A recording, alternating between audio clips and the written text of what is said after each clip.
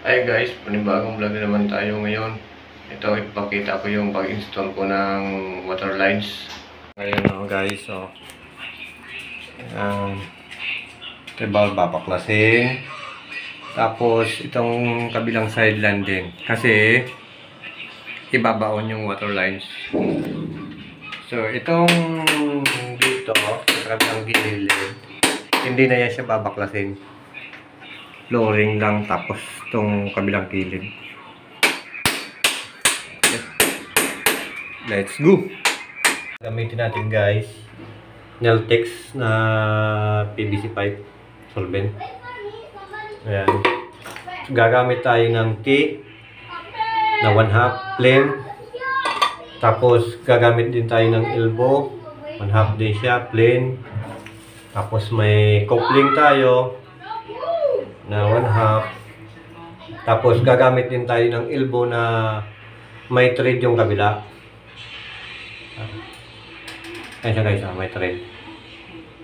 Ayan. Yung kabila plain para sa gripo. Tapos gagamit din tayo nga pala ng female adapter. Ayan siya. Female adapter na may thread ang kabila. 2 piraso yan. Tapos itong kanina may plain na tayo na T. Tapos yung isa naman may T din tayo na may thread. Yan guys, may thread.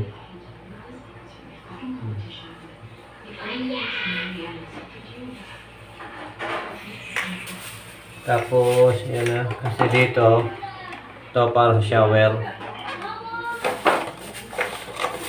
Para sa shower siya. Bit natin. Babaguhin natin itong mga linya na to. Kompleto na tayo dyan sa materials. So mag-i-install na lang tayo ngayon. Ayan.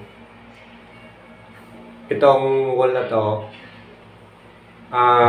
ito lang ang binaklas. Papunta rito. Ito siya. Bilang side, tsaka yung flooring. Ayan. Kasi babaguhin na rin yung lababo, babaguhin din yung bowl. Tapos ito nga pala guys, hindi na ito binaklas na kabila papunta rito kasi hindi na yan papalitan, yung lagyan lang ng tissue. Kaya nga pala ito dito binaklas kasi yung water lines nakalutang yan sa labas ang pangit tingnan, ipapasok natin sa loob. Ayan, mga connection niya galing sa labas.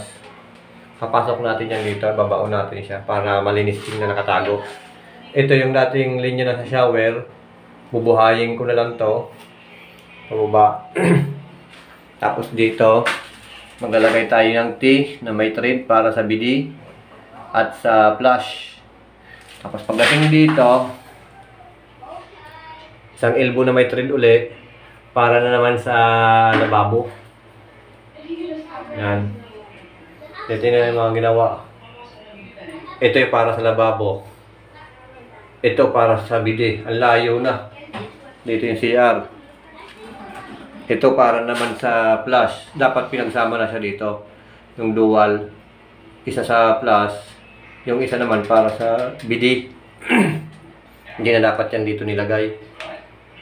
Kaya ibabaon natin siya para malinis tingnan. Ayan.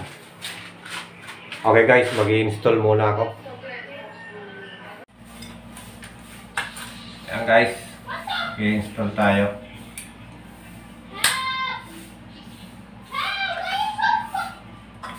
Teflon.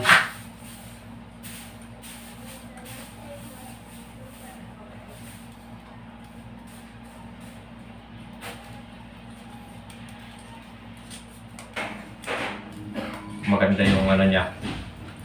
Kapit niya, hindi siya mag-leak. Okay guys, update ko na lang kayo. Ayan na nga pala guys.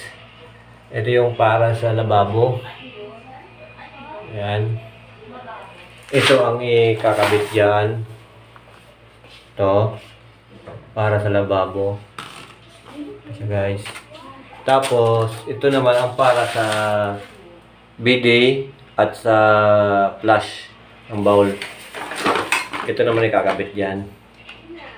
Ganyan. Yung sa kanan para sa bowl, ito para sa bidet.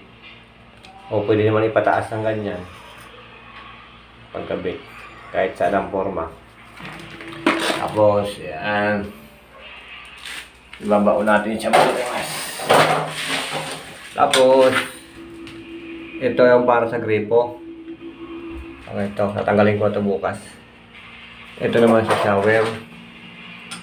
Sana lagyan na lang bukas ng tip. Papalitan din to shower na to. Palitan yan. Ito bukas puputulin ko na lang to dito. Tap ko na lang. Wala kasing walang gate valve eh. Pag may gate valve sa labas, isang piraso, pag pinatay ko walang supply sa pataas. Dapat may sarili yung gate valve din to. In case may emergency, may problema dito sa loob ng CR, may sariling gate valve siya. Nalagyan ko yan siya dyan bukas.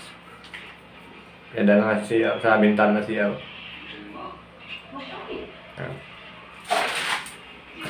Bukas i-install ko na to at mag-layout ako ng tiles. Kasi guys.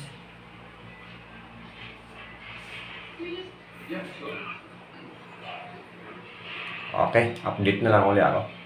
Ito na siya ngayon guys. Oh. Ready na. Ayan. Para to sa lababo. Ang CR. Itong isa para to sa bidet. Tapos itong isa para sa flush. Ayan. Ayan siya guys. Oh. Ayan. Ito yung gripo yung dati, kabit lang muna. Tapos ito yung sa shower. Tapos ito, kaya ko ito install na kasi matatakpan na siya ng ano. Kasi ito yung dating linya niya nga pala guys, na nakalutang. Dinugtong ko na lang dito kung anong pababa. Ayan. Tapos nag-iris na siya. Ito yung shower.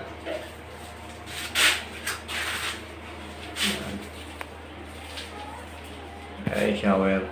Tinap ko na siya guys yung tubig niya kasi para makita natin bago siya italis yung wall. Makita kung may leak sa mga dugtungan. Kasi mahirap yan pag na-tiles na. Tsaka mahirap ikabit to pag naka-tiles na gawa ng... Ito yung lumang linya niya eh. Tinap ko lang to dito eh. So pag natakpan na to, alanganin na. Hindi na siya mahihila. Tsaka dito sa bintana, dito. Pinalusot lang siya dyan sa bintana. Iba naman yung mga gumawa. Tapos ito. Kaya iti-testing ko na siya ngayon. So naka-open na yung tubig. Okay na ba yung tubig, bay? Ayan. Ka-open na siya. So okay naman. Okay naman. Ayan. Okay. So pwede na natin yung tapalan ng ano mamaya, halo. Ayan. Tapos ito mag-layout ako ng tiles.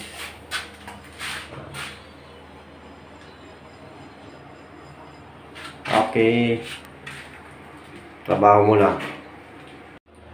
Guys, maraming salamat nga pala sa inyong walang sawang suporta sa akin. So kung bago ka pa lang sa channel na to, huwag kalimutan mag-like, share, and subscribe at pakipindot na rin ang notification bell para lagi kang updated sa mga video i-upload ko. Bye-bye!